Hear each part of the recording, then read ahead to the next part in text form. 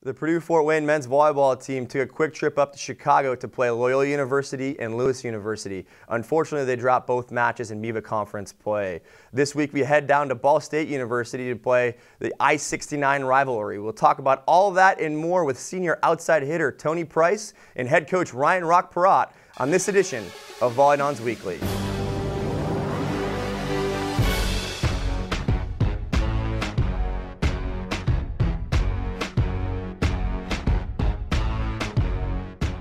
Welcome everybody to VolleyDons Weekly. I am your host and assistant coach J.W. Kiekefer.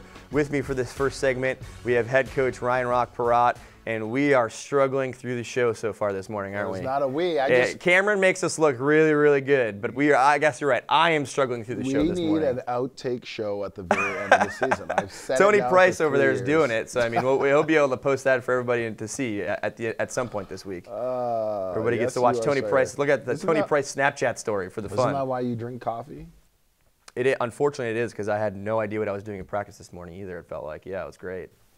It was great. Tuesday morning practices, JW's just absolutely killing it. Way to say that publicly. Well, maybe it's just a continuation of our week after we got smashed in Chicago for 2 matches. But unfortunately, the Dons went up to the Chicagoland area, and I thought we opened up pretty well. Against Loyola, we had a good first set. They missed a lot of serves, but we played pretty good volleyball. That first set, we won 25-20. Then we lost 25-21, 25-21, and unfortunately, let's not talk about that fourth set. We didn't show up to play very much. So the Dons, unfortunately, dropped that first match, Loyola, in 4, a team we haven't beaten since 2014. So played them tough at home last year. I thought we were going to kind of start up with that momentum with that 25-20 set, but couldn't keep it going. Well, even though the second set was relatively close, to be quite honest with you. It was back and forth for most of it. We played from behind, and you can't play the best team in our conference from behind. You can't do it. And we did. We come out of the gates really, really strong. I thought we were solid in all facets of the game, offense, defense, serving, passing, setting, attacking, you name it, we were really good at it. And I think we might have surprised them, to be quite honest with you. But there have been historically this season a slow-starting volleyball team, and we capitalized on it. Unfortunately, the second set came the pushback, and we were unable to capitalize. I mean, I think we dug ourselves a 7-point deficit early in that second set, somewhere close there. I don't know how many, but it was a lot. And that's too much. And we did play much better volleyball this second half, but you can't make it's very difficult to come back from such a big deficit against a very physically gifted volleyball team and a talented volleyball team in terms of skill. Yeah, and I think one of the things you talked about in our video session was that you liked the team's fight. You wish we would have played better defense and wish we would have passed the ball at a little bit of a higher level. Yeah, I mean, as I told our guys, I'm okay with the effort 97% of the time. We unfortunately take plays off, and especially in crucial situations. And we still don't know how to construct points. We don't know how to maintain momentum, especially in our service game. And it causes this big abyss when we play, because we have all this energy going and all of a sudden it just dies out and it's hard to restart. Yeah. That's the key. And when you play such hard volleyball like we did, we played grinding volleyball Friday night, because that's what we're going to have to do against these very good, talented, and more physically talented volleyball teams. You have to capitalize when you get the opportunities, because those opportunities are far and few. And we had some nice opportunities there in 1 and 2 to maybe go up 2-0. Unfortunately, we couldn't continue that, and maybe it unraveled a little bit as that match went on. I thought Alex Dickman had a great night, kind of some foreshadowing for the champion of the match. Yeah. He hit over 500 on the right pin, back home in Chicago for his senior year, the last time he's going to be there until maybe the playoffs if we get there. So really great to see him play good volleyball. We then took the quick hour drive, if it is a quick hour drive with Chicago traffic, down to Lewis University in the southwestern suburbs, and really, unfortunately, didn't show up to play in those first 2 sets. Lewis dictated play from the service line, 25-16, 25-16. And then I thought we actually came alive there early on in the middle of that third set. We gave up a lead again, unfortunately, but fought it back, got close, and unfortunately lost that third set 25-20. But I think we were right there. I think it was like 19-18. We were there and just gave up run late. So talk about that Lewis match a little bit. Well, I should have done one of the 2 things for that Lewis match. Number 1, I should have forfeited it before we played. Wow, that's pretty brutal. Or number 2 is I shouldn't have played the people I played the night before. And I'm very serious about that part. Because we have historically, the last 2 years, I could push back to 3, but that's an asterisk behind that because we had 2 injuries to our 2 starting left side players. That when we play such physical volleyball the night before, we can't get off the tarmac to play the second match. And that opening match, that opening set against Lewis, I think they scored, the first 4 points off serves alone. And we knew it was coming. The thing is, you knew it was coming, and you still couldn't do anything about it.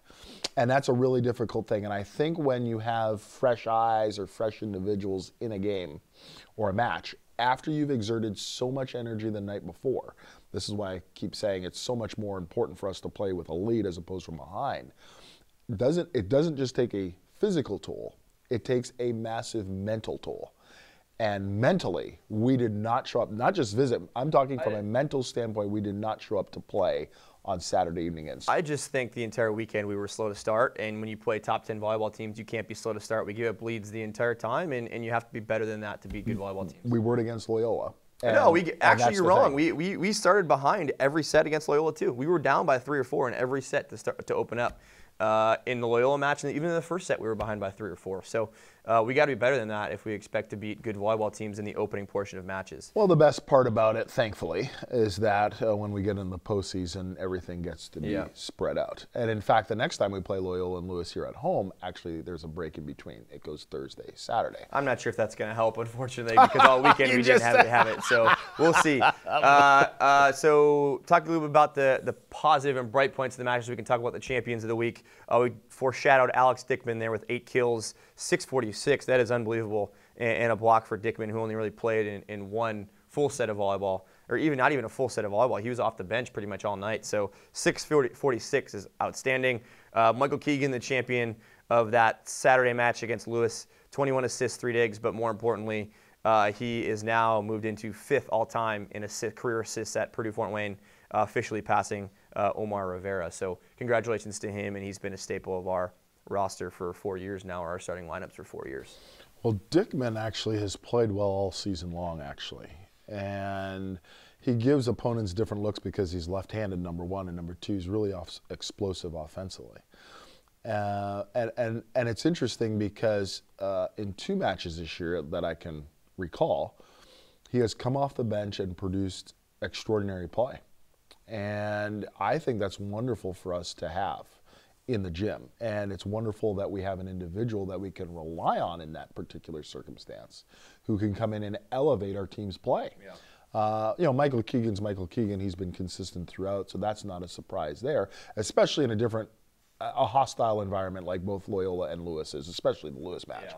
But it's great to see Alex play as well as he did in front of a lot of his family and friends. Hometown, which is pretty cool.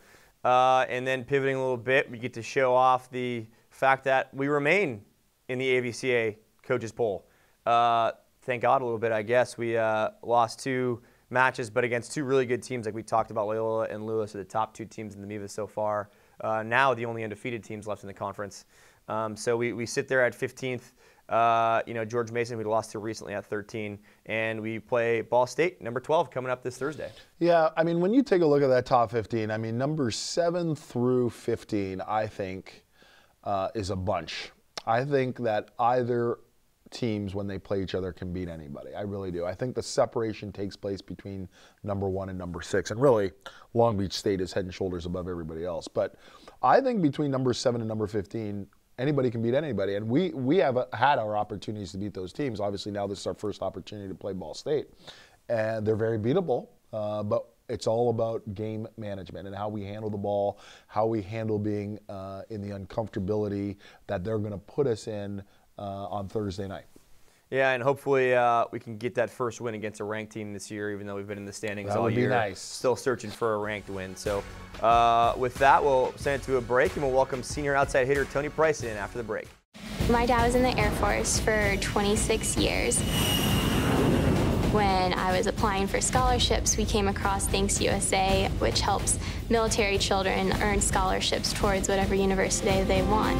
Education gives you the chance to find the nexus between your unique passions and gifts and the needs of the world around you. You realize that ripple effect, that you give them an education and they're going to take it and run. I'm a wife, a sister, and a grandfather. I'm an office clerk. I'm a research analyst. Dance fitness instructor. Actor. I'm a copywriter. I'm a veteran. I have lupus. Cerebral palsy. I'm blind. And I'm working in a job I love. I love. Because I was given a chance to contribute my skills and talents. To show that my disability is only one part of who I am. Who I am. Who I am. At work, it's what people can do that matters. For more information, visit whatcanyoudocampaign.org. Welcome everybody back to VolleyDons Weekly. With me now we have senior outside hitter Tony Price. Welcome back to the show. Is this your 5th year doing this now? Have you done it every single year you've been here? Since I was a freshman, yeah. Man, you are the people of Fort Wayne love you, Tony. I wouldn't say that, but I don't know. Everybody always asks me about you, no matter if you're playing or unfortunately we got an injury recently, and everybody always asks how's Tony doing, and hopefully he's doing well. So just the celebrity that is Fort Wayne, huh? I'm one of the 2 players on the team from Fort Wayne, so I guess people take pride in that. Everybody wants to know about you. Talk a little bit about the last couple of weeks, and unfortunately haven't been part of it with the MIVA start, but 2-2. I mean, not exactly what we want it to be, but we're in a good spot to win a match against Ball State and still be in the top 3, and talk a little bit about the start and how we played so far. Yeah, we had a nice start. Who we played, McHenry and Ohio State. Obviously, Ohio State was a huge win. It was a big bummer not to be a part of it because I've been working at that for 4 years now since I actually started playing my sophomore year. So It's upsetting to sit out, but I can't wait to get back and beat them at their place at the end of the year. And then over McHenry after they beat Ball State in 3, that was another nice win because obviously they showed that they have, a pretty decent team. Because Ball State's talent over there. Yeah. This weekend should be a good weekend. If we beat Ball State this time at their place, I'm pretty sure that can secure a win for us at home, just with that momentum against them. And I don't know, they call it the I-69 rivalry. I don't think Ball State's our biggest rival, but they always have been in program history. So don't tell Lloyd that. Yeah, that's fine. But I've always kind of sought out different teams to be our. Who do you think it is? And if you don't think it's Ball State, who do you think our biggest, especially like your era of volleyball? Who do you think is our biggest rival in that era? Well, obviously the top 4 teams in the MIVA. Yeah. But for me, I think it would be Lewis. I remember watching my senior year spring break when obviously I was a senior in high school. Yeah. And we lost to Lewis in the 5th set. I was on my way to spring break watching it on my phone. Oh, yeah, I remember that. That was my senior year. Let's not talk about that right. one. Huh? We were up. You guys were up. We're up 13-7 in the 5th set. Right. Yes, we were. They came back. So ever since that point, I think that's when I started to really dislike Lewis. And every time we play them, it's always I think it's a clash of program cultures, if you will. Yeah. Which makes it for an interesting match. Both in the way they play volleyball, they kind of have more of a higher system, and they go and hit the crap out of it, and our ball is so much faster. Yeah. Just different clashes there, right? Yeah. Talk about maybe the confidence that Ohio State win maybe gives us, and I know you were really excited, and this group is really, really excited to beat them for the first time. Maybe what confidence does that give us? Oh, yeah. I mean, any win over a team that's been throttling you for 4 or 5 years is a really good confidence booster, and it's good to, push forward in season after a win like that. But, I mean, we knew that they're not a very solid team. But it's just nice to beat them. It's just one of those wins. It's like, finally, like, we did it. Yeah. We've been working for this. Get the monkey off your back kind of thing. Yeah. Awesome. Absolutely. So, coming up, we have Ball State. Are you excited to go down there and try to put it on them pretty early and see what we can do, trying to get the guys going? Yeah, absolutely. The last time we beat Ball State was long time ago. It was actually my freshman year, 2015. Right? Alex Hardhaller and you were playing that match. That's when Alex had the 24 kills or something like that on their court. With Omar and Ramon, their senior year as well. That was my freshman year. It'd be awesome to get a win over these guys too.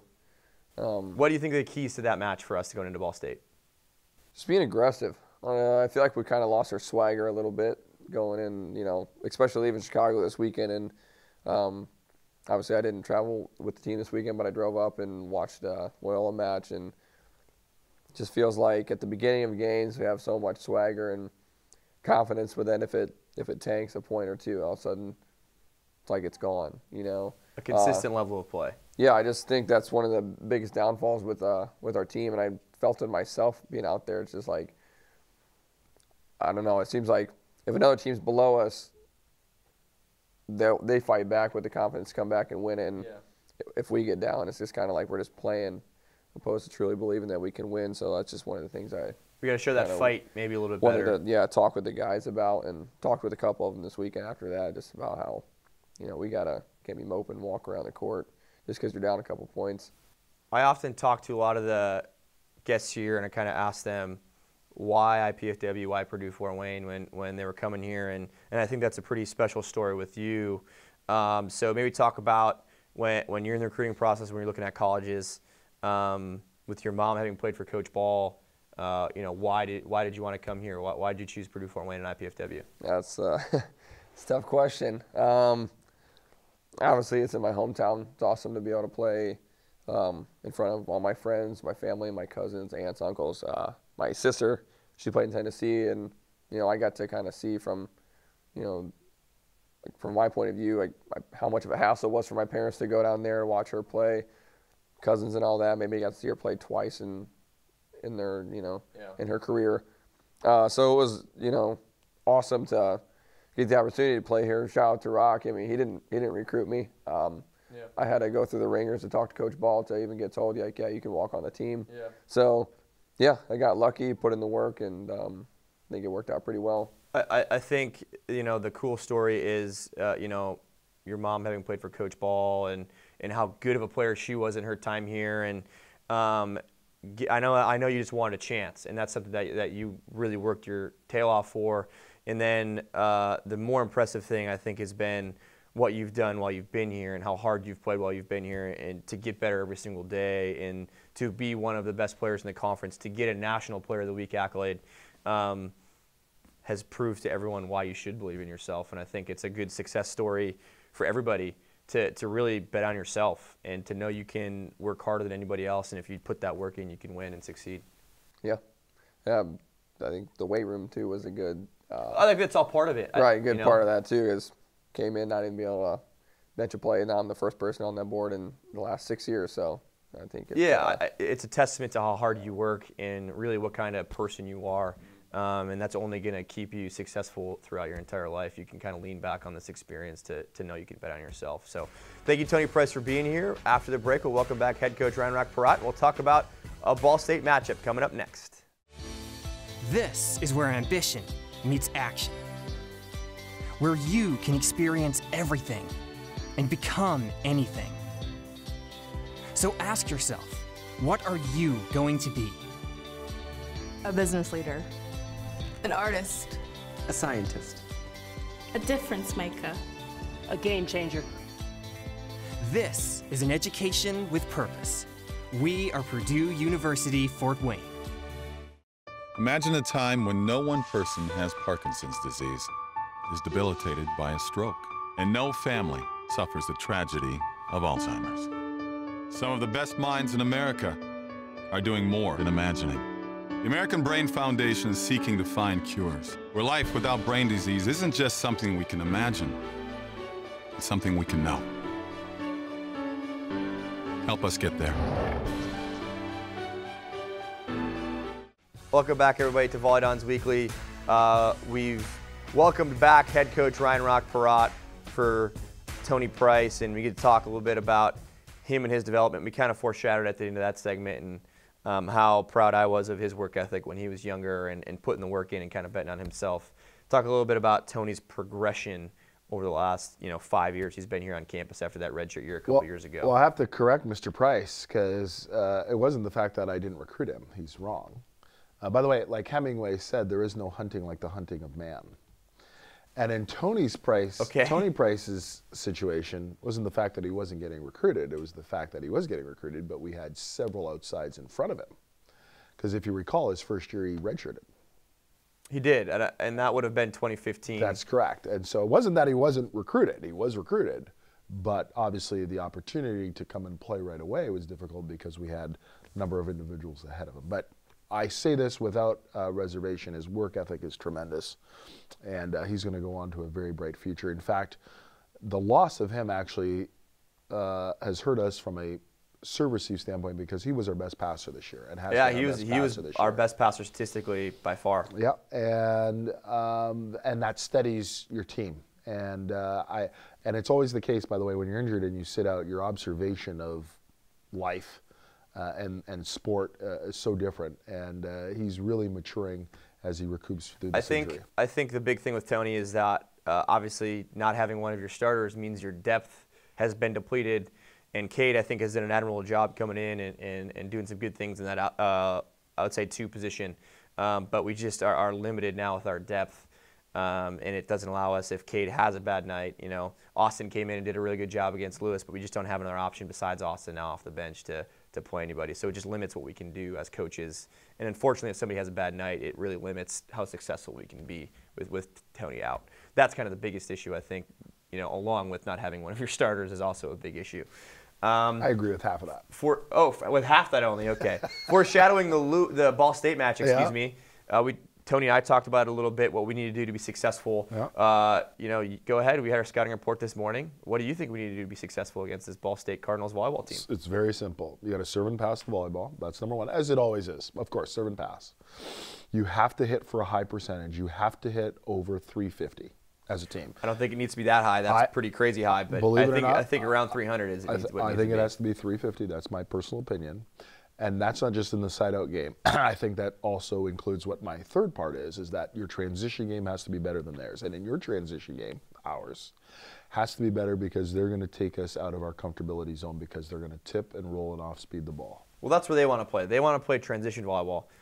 So when you talk about beating Ball State, you have to flip the script and kind of impose your will on them, where you need to be efficient offensively, you need to score inside out, you need to not let them elongate those rallies and play in transition. Ball State is really, really effective in that transition volleyball game. If you can make points short, win points early, and really be efficient offensively in that first ball side out category of your game, you're going to be successful. The longer rallies get, the more you have to play more transition volleyball. That's where Ball State's successful. And I don't disagree with that. Ball State's issue this year has been they've made too many errors. They're handling their attack game very poorly, which is the worst I've seen probably in all the years I've known Ball State. Their errors are mounting. But that's all going to change against us because they're going to play all world against us because that's how it's always going to work out. Well, and this is a big match. We talked about it before the cameras rolled here. This is for third place in the conference right now. I know Ball State's got one more loss against McHenry than we have, but it really is for third place. You're playing to try to stay up in that third place category. Every match in conference is a big match. I don't believe in the scenario. I mean, that's true too. That's a good point. Every match that you play is a big match. This is a big match for maybe them, for maybe us, for maybe a person here, a person there. I just think the scenario, sure, you're always playing for something in conference. Yeah, in conference, it's always a big match. You're right about that. But this match, and I said this a year ago, this match is probably more important for us than it is Ball State. And it is because if we can win this volleyball match, I am convinced, and I'll tell you all about it because everybody's on pins and needles here in the studio about why, that if we win this volleyball match, we will end up being a top 4 team in the conference, thus hosting a quarterfinal match here in April. And is it doable? Yes. But again, we have to play as good a volleyball in transition out of sorts and out of system than we ever have been all season long, because that's what Ball State's going to do to us. And we all know it's coming. Yeah, I mean, I think this is a big match for us for all those reasons. Tony and I talked about maybe the rivalry we've had, not maybe, the rivalry we've had with Ball State, with Coach Ball having been a Ball State Cardinal. The early years in the 90s, kind of that was the head-to-head matchup that they always looked forward to. And then Tony made the comment about how he thought Lewis was maybe more of a rival in terms of the way he thinks of a rival. Talk about maybe the Ball State rivalry and then maybe these current rivalries that we talked about a little bit. Well, our current rivalry right now, our best is with Loyola University. And that's been that way now for the last 12 years, has been Loyola University. But historically, it is Ball State, given the proximity of the institution, the fact that Coach Ball played at Ball State in the 60s and then came to coach here against his mentor and his rival. And they had beaten us all the way from 1981 all the way through until 1988, 89 when we finally beat them. And actually, that's a great story. And if we win on Thursday, I will have to tell the people that story. But that's why it was so intense. And of course, when Lloyd decided to come here, Lloyd Ball decided to come here, it got so intense, that rivalry, because we were the #1 team and they were the #2 team. We had to knock them off his freshman year in order to get to Hawaii and our very first Final Four appearance in 1991. So there's so much history, so much tradition. Ball State, people forget, it's the oldest men's volleyball program collegiately in the country. UCLA is #2. Everybody thinks it's the Bruins, but it's not. It's the Cardinals. They have a great fan base, great understanding of volleyball, as we do here in our community. So there's so much on the line when you talk about this particular rivalry. It just dates back, and it has so many intrinsic storylines that it makes it so special. Yeah, it's a special match, and I know all of our alumni are going to be following along for this Ball State matchup. Nothing better than beating the Ball State Cardinals on their home floor in Worthington Arena. So thank you to senior outside hitter Tony Price, and thank you for following along with us there at home, and thank you to head coach Ryan Rockparad. I'm JW Kiekefer, and we'll see you again next week.